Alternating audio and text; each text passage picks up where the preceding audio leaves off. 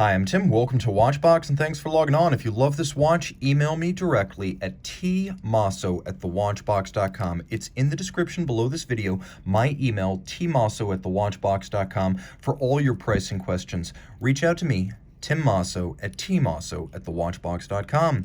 Today, we're discussing a model launched in 2019, the Audemars Piguet Royal Oak Chronograph 38mm.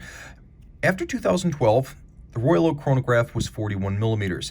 People started buying up the 39s, and the price premiums began to get a little bit crazy as everyone sought the older size as a used watch. AP thought, let's get a piece of that. So they launched this, the 38mm watch, and it is glorious. Now the watch, as you see it here, is 38mm in diameter, 11mm thick, 48mm from lug tip to lug tip, and if we include these little outer plots, these intermediate links, the rigid distance across the wrist is a manageable 50mm.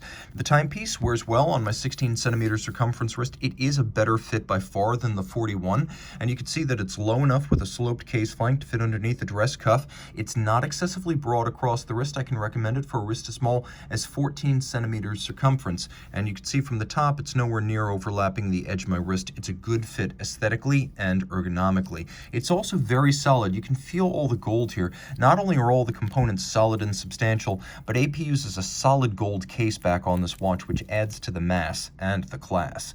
Taking a look at this bracelet, it's what you'd expect from a Royal Oak. These bracelets take between 9 and 11 hours to hand finish.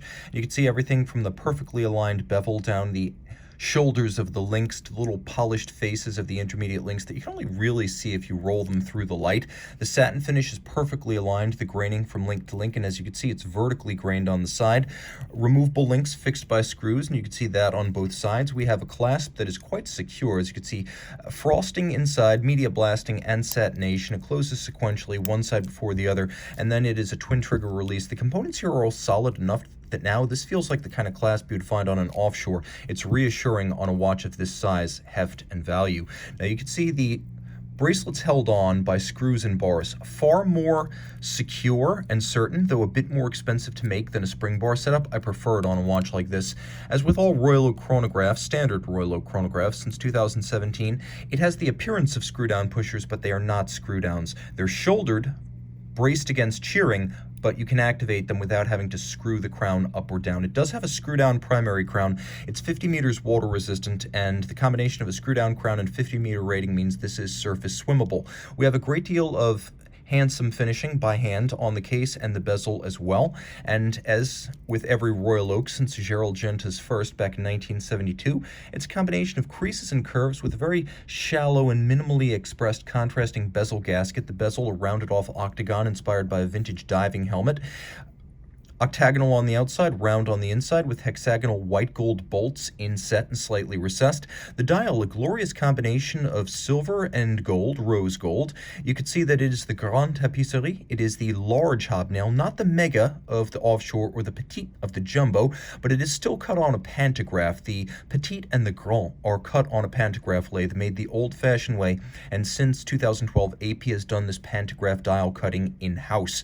We have sunken registers with a concentric pattern inboard and then a brushed metallic underneath their scales.